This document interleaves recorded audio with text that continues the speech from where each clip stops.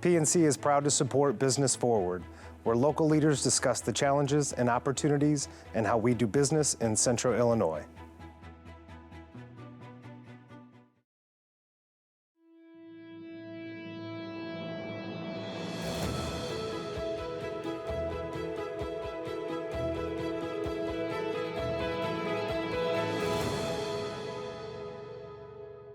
Welcome to Business Forward. I'm your host, Matt George. Joining me tonight, good friend of mine, Austin Endress. He is the CEO of Ledgestone and the mind behind the employee engagement platform, Employee Insight. Welcome, Austin. Appreciate it, Matt. Well, it's good to have you come on because there's a buzz going on in some businesses right now, and I like that. But really, tell me what Ledgestone is, and then we're going to get into Insight. Yeah, so Ledgestone is an organization. We're working really on building what we'd say is a new model of professional service. We hear this word artificial intelligence or AI, and it's kind of a buzzword today. And when we look at really what AI is doing, there's created a contentious debate, will man be eliminated by machine, right? Will AI replace humans? And when it comes to what we'd say are low-stakes situations, like what movie to watch, what song to listen to, or maybe what product to buy on Amazon, we think that yes, AI can be highly disruptive. But in the realm of professional services, when people work with an advisor, someone that they trust, someone that they rely on to help them navigate what we would say are complex and or high-stakes situations, AI has done virtually nothing. And we point to things like your relationship with your doctor, your relationship with your attorney or your accountant. It probably looks very much like it did 30 years ago. And again, while AI has driven mass change and is driving dynamic evolution in other areas, in the realm of professional services, it's done very little. What we think is, again, we talk about a new platform, it's how artificial intelligence will not replace, but will rather augment and enhance what our professionals are able to do for their clients. I'll use in reference a study done by Vanguard. Vanguard asked their current clients about the use of a robo-advisor. What they found are 90% of people using robo-advisors would actually prefer to have a human advisor. 90% of people currently using human advisors would not switch to a robo-advisor. When we look at it, we'd say that AI is almost perfectly suited for the idea of stock portfolio, meaning analyzing data to make recommendations based on a risk tolerance. However, again, what we see is that financial planning isn't done in an Excel spreadsheet. It's not done based on probabilities. It's a conversation you have around the kitchen table with someone that you trust, helping them navigate something that is emotionally triggering and very important to your future success. In that case, what the advisor provides is reassurance. He provides peace of mind. He provides comfort in helping us navigate those. What Ledgestone is looking to do is how can we take and apply things like data analytics, things like artificial intelligence to, again, improve what our advisors are able to do and enhance their ability to drive value. You know, you make a very good point because there isn't a day go by where I don't hear that someone's going to be out of a job because of AI. You hear it all the time. But I do think like you, I think to myself, if I'm planning my future for my family, I need a financial advisor. I don't need an algorithm to tell me these are the things that you should do, and then I'm just going to go in and do it myself. 100%. You need the experts. Absolutely. What you really do, and you look at expertise as well, you have to trust. We say trust, we look at three aspects of trust. One, do I trust you know what you're talking about? That's that expertise componentry, right?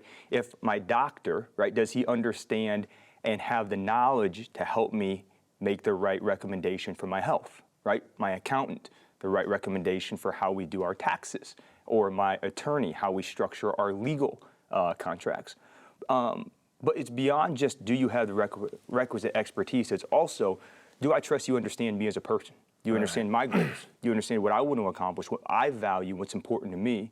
And also, do I trust that you will act in my best interest? If I don't trust those three things, again, that you have the knowledge, that you understand me, and you will act in my best interest, your recommendation isn't actionable. It's only in building that relationship, it's only in instilling that trust that you're able to drive performance on my behest. Interesting. So when you're looking at what Employee Insight is, I know it's a platform, it's a tool, there's a survey component, but really are you looking, when you go into businesses, are you looking at how to drive culture and employee engagement? I mean, is that the goal? Yeah, it's a great question. So we developed Employee Insight as a solution to help drive engagement in the workplace. So what is it, just for our viewers, employee engagement is? Yes. We would say employee engagement is a mindset. Forbes, for example, describes it as an emotional commitment an employee has to an organization or its goals. But really, when we go to that word emotional commitment, right, there is an aspect that I have or a disposition I have towards an organization. For example, we talk about symptoms of an engaged employee, someone that will go above and beyond, someone that, again, is committed, someone that's loyal, right? When we go to someone that is disengaged in their company, they're indifferent, they're going to do the minimum, right? We would often say this word presenteeism. I'm present, but I'm not active, nor am I engaged, nor do I really care about the health or the wellness of the company or the people that it touch. You're just a body. 100%. And we have a lot of people that are in that mode. And as a CEO, as a former CEO, I'd sit there, and your current CEO, you know, you do sit there and look at your teams, and it's not hard to know why maybe, or to know who's not engaged. Yeah. But to figure out why is really hard sometimes. Yeah, no doubt. And so what does Insight do? Like, explain the process of what Insight does. Yeah, it's a great question. We say this a lot. You cannot improve what you cannot manage, and you cannot manage what you cannot measure.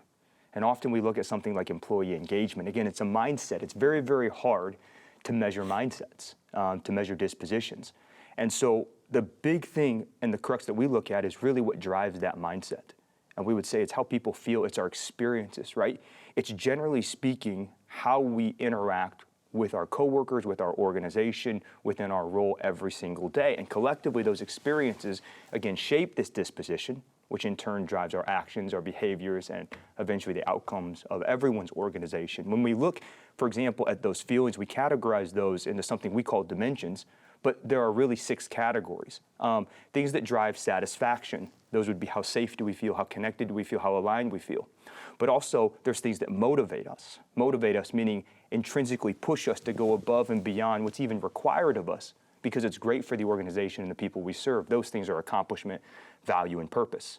And we'd say, again, when someone is highly motivated, when someone is highly satisfied, they, again, have a disposition of engagement. That's interesting because, you know, I go back in my children's home days, I think about culture. And I think what happened was there was a time where I sat here and I said, all right, as CEO, I need to shore up our culture. But really, we had, let's say 11 different sites. I had 11 different cultures. And things were starting to really, we're one team. We're one team, right? And then next thing you know, COVID hit, and now we're back into our separate cultures. So if for our viewers, what's the difference between employee engagement and culture? Yeah, it's a great question. Again, engagement is that mindset, right? It's me as an employee. Do I have that emotional commitment to my organization? Eventually, we'd say that mindset drives our actions and our behaviors, really what we do. Culture is just the norms that have established over time. So again, what I do on a consistent basis, do I have a culture as an organization where my employees go above and beyond? Do I have a culture of consideration where, again, we demonstrate kindness to one another? Do we have a culture of excellence where everything that we do in our organization, we push to be the best that we can be? Those are just norms that establish. And oftentimes we would say those cultural norms, again, those behaviors over time are predicated, again, as to how people think. You know, you were talking about, really, those are feelings of employees, right? Yeah. Talking about if I go to work and I don't feel like they care about me, or they don't, whatever it may be, it does affect the bottom line in a sense because you're really getting a non-productive employee. You know, Gallup did a study.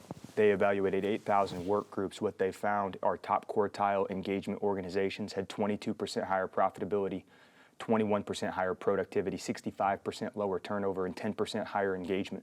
What you're getting at is what the collection of all our employees do over time, right? Their actions, their behaviors, ultimately determine how we perform. And I'll use a very specific example to explain that. Say you're a plumbing contractor. It's Friday night at 5 o'clock, and you have a plumber who's on a job site an hour away. He's got an hour and a half left of a long job. The question is, if he stops, because he can, because at the end of the week and he's tired and he's ready to go home, he could leave that job. He could drive that hour home, and the next Monday morning, what's he going to do? He's going to drive back out, do an hour and a half of work, complete that job, and then have to go to the next job site. Theoretically, though, if he is willing, we'd say if he's engaged, he would look at that calculation and say, yeah, I know I'm only going to get paid the hour, right? That's not, again, enough to motivate me to eat into my Friday night, but I know what it does for the company. If I complete this job, I save 2 hours of drive time. I create a satisfied customer, and I'm able to be deployed Monday morning to a new job. Look at that enhancement of productivity for an organization. They're just small decisions predicated over the time that eventually drive those substantive results that we see. And you're not ticking off the people that you were servicing on that Friday night. You 100%. finish the job, you get customer satisfaction. I mean, there's dominoes onto this. So when people, I'm going to go through the process here in a second, but when you hear in businesses when they say net promoter score, because I know Insight tackles this. Yes. What exactly is net promoter score? Yes, so NPS, so Net Promoter Score, as you said, is an assessment that we look at to help be what we'd say is a measurement tool of engagement. It's a related metric that we'll evaluate. And so the idea of a promoter is we would ask a question to an employee through an assessment, and we would ask them, how likely are you to recommend this place to a friend or family? It would say, for example, as an employee Net Promoter Score, it's how likely would you recommend this as a great place to work to a friend or family member? And it measured it on a scale of 1 to 10.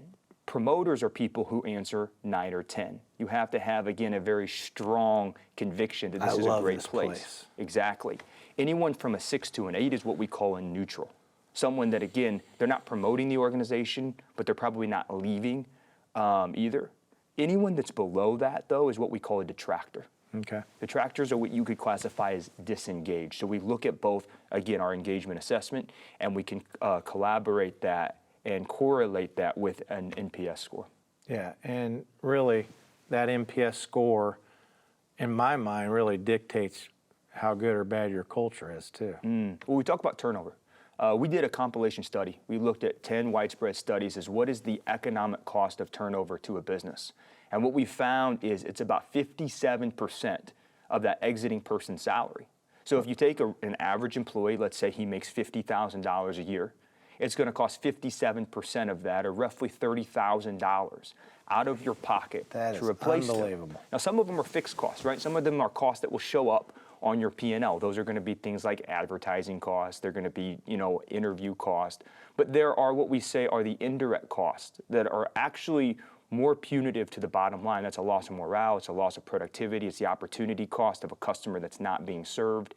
It's a lack of productivity. Training, where now I take a fully productive employee, I take them away from their job to, again, start teaching and training someone, trying to get that requisite knowledge. It stops my business. So employee insights really for any business, but let me give you some local stats here that are mind-boggling to me. You hear not only, I'll just say in all of Middle Illinois, you hear 400 RN openings at hospitals. You hear 60 to 100 open positions at certain social service agencies, police departments, fire departments, all these different things. Yeah. It affects morale. It affects everything. But really, if you're just looking at it from a pure number standpoint, it really kills your bottom line. And so let's say you're at about 30% turnover. Yep. Take that number you just said of 57%. And look at what that does every time you tick that down 2%, 28%, 26, 24, 22. All of a sudden, you're starting to save not just a couple $1,000s. You're talking about saving potentially hundreds of thousands, if not millions, Absolutely. in a fiscal year. And it's mind-boggling. So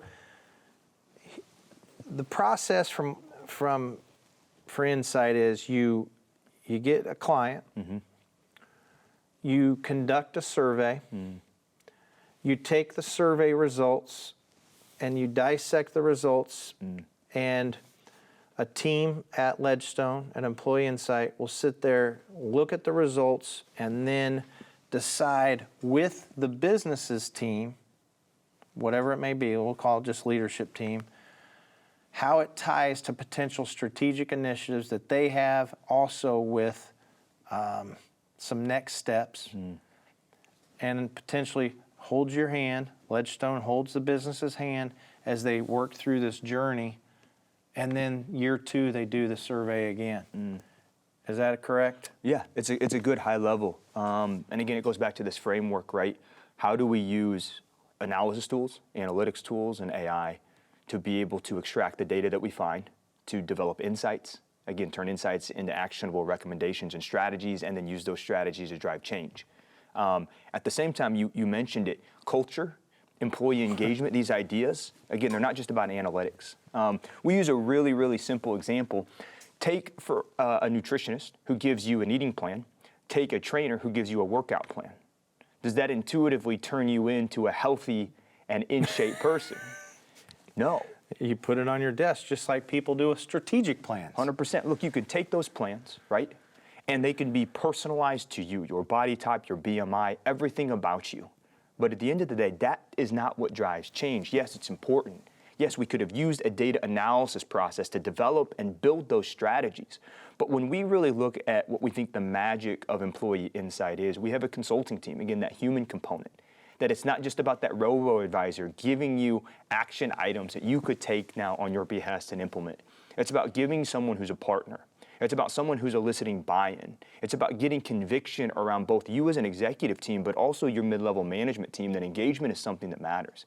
Engagement is a lever that leaders have to be able to drive change throughout their organizations and communities. And again, how do you do that? If you change how your people feel, you will change how they think, behave, and ultimately how your organization performs. You will become more productive as an organization, you will produce more value for society, and you can drive change. Leadership is a responsibility. It's also a gift. It's a way that you, again, through just your actions, the way that you interact, whether it's a small team or a big team, can make massive change in your world. Yeah, the thing that I find interesting is, because I've seen it with other businesses, is you as Ledgestone as a third party comes in and holds your hand. And I say that because what happens is you need someone to hold you accountable. Because a lot of times surveys are done. I've seen pulse surveys, 4 questions being sent out. I've seen big surveys, 100 questions being sent out. And then a CEO or whoever will get the data and they don't do anything with the data. And then they want to know why they're not filling out the survey next time. 100%. Because you didn't do anything. Yeah. You took the info, wasted their time, and if you're not going to take action as a leader in a business, whether it's for-profit, nonprofit, doesn't matter, right? Yeah, research would actually say that if you do an assessment and you do nothing about it, it is actually more detrimental to your organization and to the idea of engagement than if you had never done it at all. What you've really demonstrated in asking people to give their feedback is you have an opportunity to make their voice be heard. You have an opportunity to show them, at the very least, that you can take into consideration what you say. Again, as a leader, you're going to have to filter through that information. You're going to have to figure out which things you're going to prioritize and which things you're going to build action plans around. I think employees have a general understanding and an adaptability to say, yes, we get that. But it's, do you care what I have to say? Right. Are you listening to what I have to say? Do you at least take the time to put out an olive branch and make my voice be heard? If you, again, do that assessment, you do nothing with it, what you say is my voice doesn't matter. And you've done the exact opposite of the intent. It's pretty cool. So that's Employee Insight. You started off, though, you had a safety company, too. You have a safety company. So there's Safety Insight, right? Yes. And so go into a 30-second of what that is. Yeah, so Safety Insight, again, the same thing. We have an analytics platform. We'll boil in data, and it's really focused on helping businesses manage what we say is safety compliance. What's interesting is the reason we have Employee Insight today is because of safety. the core of our business started and was founded as a commercial insurance brokerage. What we find is commercial insurance brokerage is highly commoditized, meaning it's very, very hard to drive differentiation. We'd say the number one greatest differentiator in the business is the relationship. Well, that's not scalable. And unless you can drive something that, again, offers the client value different than what they can get from their current provider, there's really no reason for them to switch. When we looked at an idea of how could we drive value, we came to this idea of safety. Safety is directly related to insurance performance, meaning if we could reduce the frequency and the severity of accidents, workplace accidents and injuries, then as a byproduct, we could actually sustainably reduce work comp premiums. And so we went around, we asked our clients, we found, again, there was an appetite and a demand, and so we started a third-party safety company. At the time, we wouldn't say it was safety compliance, we would say it was safety performance. We did everything from set up occupational health networks to develop job fitness testing. We had quarterly meetings, we had, would say, our safety best practices. And we developed a plan we felt like we could roll out consistently to businesses. What was interesting is if you fast forward about 2 years, what we had is 2 different groups of organizations. Note, they were doing the same exact thing, the same training schedules, again, all using occupational health networks, all doing things like physicals and job fitness testing and drug testing. The problem was they were getting dramatically different results. Einstein Defines Insanity is doing the same thing over and over and expecting different results. And eventually, if we're realizing that the amount of training we do, again, all these different best practices, these measures aren't working, then potentially it's broken. And what we realized is to drive safety in a company, it comes back to this idea of engagement. It's not about compliance. We talked to one organization, for example, that said, we have and provide safety glasses to everybody. When management walks in, everyone puts their safety glasses on. When management walks out, everyone takes their safety glasses off. The idea of safety is it's driven not through compliance, but commitment. Really what we came to is about, you mentioned this word, culture. We have a culture of safety. And again, how is culture predicated? Culture is predicated by commitment, that emotional commitment an employee has to their organization. Well, to tell you how much safety insight's needed is, I think I'm right on this, Illinois and California have the highest work comp rates. Yeah.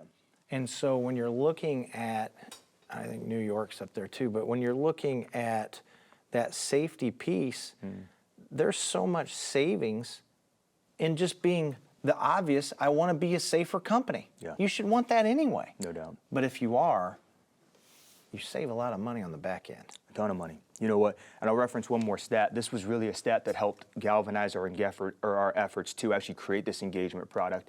They found that top quartile engagement organizations have 5 times fewer safety incidences and actually 7 times fewer what we call lost time incidences, or those are just more severe injuries. The idea is they're directly connected. That's unbelievable.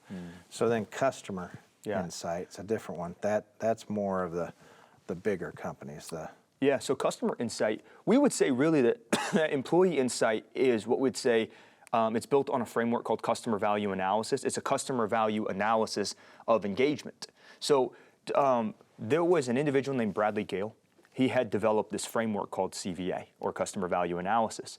And what it was really predicated on is that the best way to drive value for your clients is to actually understand what they value as customers, the decisions criteria that they evaluate in making purchases, and how much those things matter. So, for example, take any product. Take, for example, a piece of equipment, an excavator, right? If I am a contractor, I buy an excavator. And if I am a manufacturer of excavators, what I really want to know is, what do you evaluate when looking to make a purchase? So the first thing that CVA would predicate is we go out and we evaluate those criteria. Some of them are going to be things like reliability, right? Reliability matters, especially on something as important as that. But also would say there's non-product attributes, things like dealer support, parts availability, service and support, cost. 100%, all these things. Now, what's interesting that he did in his framework is a lot of times when people are evaluating, again, buying criteria, they just include price as one of them. What we'd say, though, is it actually creates an offset. What we mean is an offset is you need to evaluate performance relative to price. So take, for example, an iPhone. Let's say that the iPhone was the only smartphone that existed, My guess is Apple could charge even more than what they Right. charge today, upwards of maybe $5,000, $10,000, because can you imagine living without a smartphone? Right. Imagine if Chevy was the only company that made cars today, with as dependent as our society is on vehicular transportation. Real quick, we're almost out of time. Give the quote on Henry Ford real quick. Yeah, so Henry Ford, I love this quote. it's funny, when he was building these Model Ts and he looked for, again, how to drive price efficiency, a woman asked him, Mr. Ford, what color can I get your Model T? And he said, ma'am, you can have any color as long as it's black. I love that. Well, thank you, Austin, for coming on. Employee Insight, very enlightening. I loved it. I'm Matt George, and this is another episode of Business Forward.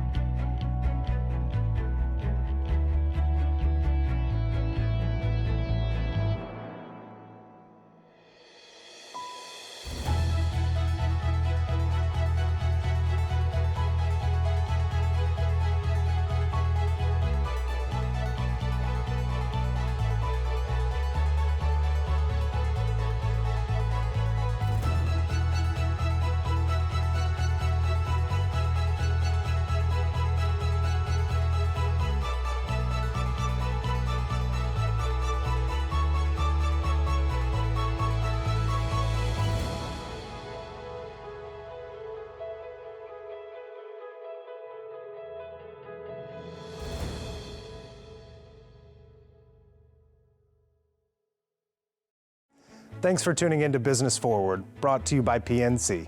PNC Bank, National Association, member FDIC.